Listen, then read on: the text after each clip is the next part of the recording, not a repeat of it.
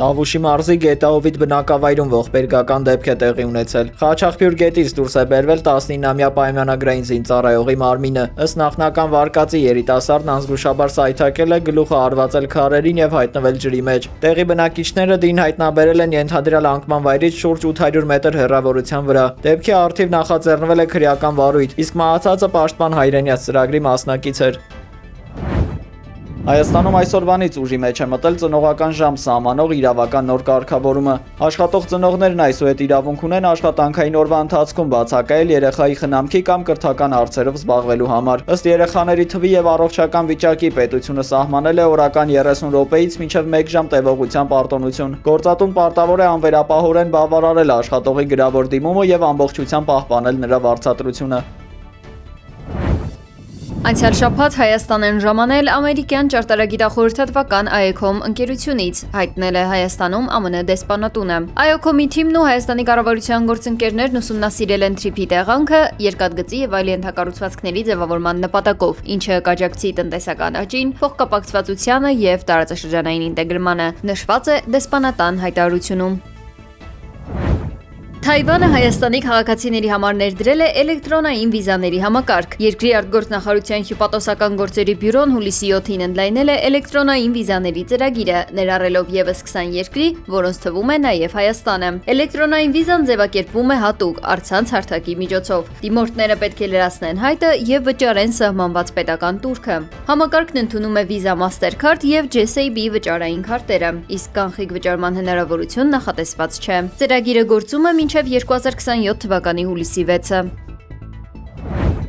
Հայաստանում փոխվել են մասնագիտական ուսումնական հաստատությունների ընդունելության ընթացակարգերը։ Թվայնացման գործընթացների շրջանակում ներդրվել են տվյալների ճշգրտության նոր մեխանիզմներ, ինչը դիմորդներին եւ նրանց ծնողներին ազատել է տարբեր գերատեսչություններից թղթային փաստաթղթեր հավաքելու անհրաժեշտությունից։ ԿԳՄՍ նախարարի տեղակալ Արաքսիա Սվաջյանը նշել է, որ քոլեջների ընդունելության ցուցանիշները տարեստարի բարելավվում են, գրանցելով ավելի քան 10% աճ։ Նրա խոսքով պետությունը շարունակում է խրախուսել տնտեսության համար գերակա ճանաչված ոլորտները՝ արդյունաբերությունը, գյուղատնտեսությունը եւ շինարարությունը։ Այս ուղղություններով սովորողները ստանալու են 50,000 դրամ կրթաթոշակ։ Առաջին կուրսում այն տրամադրվում է բոլորին, անկախ ուսուցման ձևից, իսկ հետագայում միայն բարձր առաջադիմություն ցուցաբերողներին։ Կառավարության կողմից որոշ ոլորտներ՝ արդյունաբերություն, գյուղատնտեսություն եւ շինարարության ոլորտները ճանաչվել են որպես տնտեսության համար գերակա ոլորտներ վերջին տարիներին եւ այս ուղղությամբ կրթություն ստացող շրջանավարտներին առաջարկվում է 50,000 դրամի չափով կրթաթոշակ, ընդ որում առաջին կուրսում անկախ նրանից, թե ուսանողը ընդունվել է պետպատվերով, թե վճարովի համակարգում, բոլոր ուսանողները ստանում են կրթաթոշակը, այնուհետև առաջին տարվա արդյունքները ամփոփելուց հետո ըստ իրենց առաջադիմության այն ուսանողներն որոնք ունեն բարձր առաջադիմություն, պահպանում են իրենց կրթաթոշակը, իսկ այն ուսանողները, որոնք չունեն այդ առաջադիմությունը, կրթաթոշակ չեն ստանում այնքան ժամանակ, քանի դեռ իրենց առաջադիմության ցուցանիշները չեն բարելավել։ Կիրակի հուլիսի 12-ին Հանրապետության հրապարակում Վարդավառ 2026 տոնակատարությամբ պայմանավորված փակ կլինի տրանսպորտային միջոցների մուտքը Հանրապետության հրապարակ եւ հարակից փողոցներ ժամը 07:00-ից 24:00 ներառյալ։ Հուլիսի 11-ից էլ ժամը 18:00-ից մինչև հուլիսի 12-ը ժամը 24:00 փակ կլինի Շահումյանի արձանի հարևանությամբ տեղակայվելիք մանկական գոտուն հարող միակողմանի նեղ փողոցը, հայտնել է Երևանի քաղաքապետարանը։ Ստամբուլում իրավապահները ձերբակալել են սկուտար թաղամասի հայկական գերեզմանատան վրա հարձակման մեջ կասկածվողին։ Տղամարդուն բերման են ենթարկել միջադեպից 2 օր անց հուլիսի 9-ին։ Ըստ պաշտոնական տվյալների հանցագործը հուլիսի 7-ի լույս 8-ի գիշերը ներխուժել է Սուրբ Կարապետ եկեղեցու տարածք։ Վանդալիզմի հետևանքով վնասվել է 6 տապանակար եւ գերեզմանատան աղբյուրը։ Ստամբուլի դատախազությունը կալանքի միջնորդությամբ դիմել է դատարան, սակայն հարձակման իրական դրդապատճառները դեռևս հստակեցված չեն։ Քննչական մարմինները պետք է պարզեն արդյոք կասկածյալը գործել է միայնակ, թե սա եղել է նախապես ծրագրված հանցագործություն։ Կատարի պատվիրակները Թեհրանում բանակցում են իրանցի պաշտոնյաների հետ Միացյալ Նահանգների եւ Իրանի միջև սրված հարաբերությունները մեղմելու նպատակով։ Այս նախաձեռնությունն իրականացվում է Վաշինգտոնի հետ անմիջական համակարգմամբ, երկխոսության վերականգնման եւ հրադադարի ուշագրի կիրառման ակնկալիքով։ Բանակցությունների առանցքում Հորմուզի նեղուցում նավագնացության ազատության խնդիրն է, որը շարունակում է մնալ կողմերի միջև շլուծված եւ վտանգավոր տարաձայնությունների աղբյուր։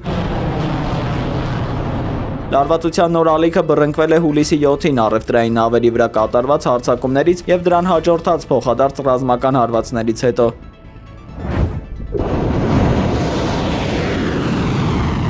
Իրանը 10 բալիստիկ հրթիռ է արձակել Հորդանանի ազրակ ռազմաբազայի վրա։ Հորդանանի պետական լրատվական գործակալության տվյալներով Իրանի արձակած 8 հրթիռներ են ոչնչացվել։ Այս ամենի ֆոնին հարձակման է ենթարկվել Իրանի Քոնարակում գտնվող ռազմածովային բազան։ Հարվածն իրականացվել է կործանիչներով 2 փուլով։ Շիրազում հրթիռային հարձակման հետևանքով զոհվել է իրանցի բարձրաստիճան զինվորական։ Իրանական լրատվամիջոցների հաղորդմամբ հարձակման թիրախը եղել է Շիրազում գտնվող ԻՀՊԿ Բասիջ ստորաբաժանման հրամանատար բրիգադի գեներալ Իբրահիմ Մերտազվայ Նասբը։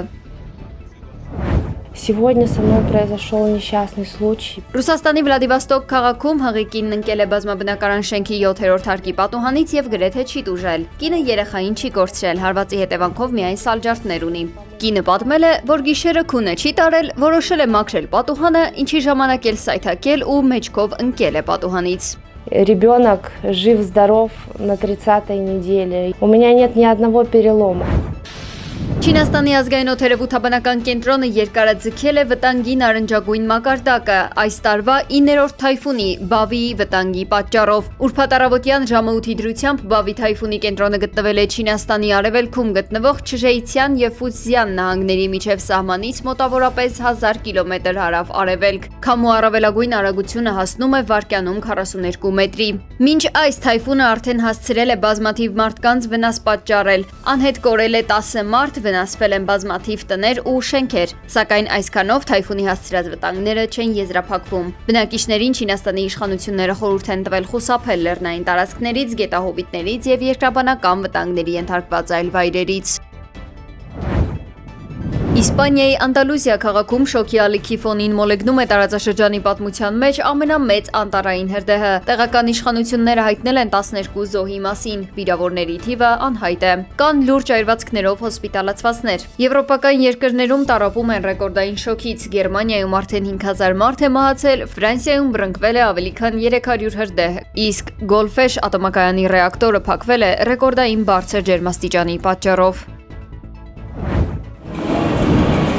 Ֆրանսիայի եւ Մարոկոյի հավաքականների միջև կայացած ֆուտբոլի աշխարհի առաջնության կիսաեզրափակիչ փուլի հանդիպումը, որն ավարտվել է ֆրանսիացիների 2-0 հաշվով հաղթանակով, Եվրոպայի մի շարք խոշոր քաղաքներում վերածվել է զանգվածային անկարգությունների։ Խաղի ավարտից հետո անմիջապես փողոց դուրս եկած հազարավոր երկրպագուների անկարգություններին միջամտել են ոստիկանները։ Ամենաթեժը Լոնդոնում է եղել, որտեղ ֆուտբոլասերների միջև բախումների հետևանքով վիրավորվել է ոստիկանության ծառայող։ Իրավապահները ստիպված են եղել կիրառել հատուկ միջոցներ խառնաշփոթը ցրելու եւ կարգուկանոն հաստատելու համար։